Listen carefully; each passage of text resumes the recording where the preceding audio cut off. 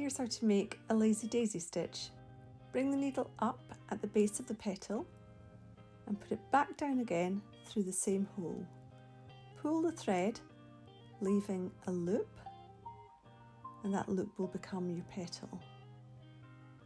Then you're going to bring your needle back up again at the top end of the petal and pass the needle through the loop that you've just made.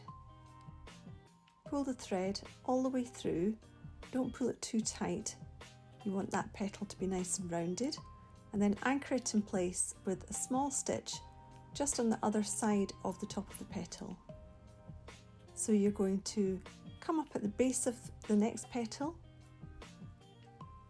go back down through the same hole, leave a loop, bring your needle up, pass it through the loop and anchor it in place just on the other side of the loop. Up at the base of the petal, back down through the same hole, back up at the top of the petal, through the loop and anchor it in place. And that's how you make a lazy daisy stitch. I'd already stitched the stem of this row of the rainbow in a back stitch.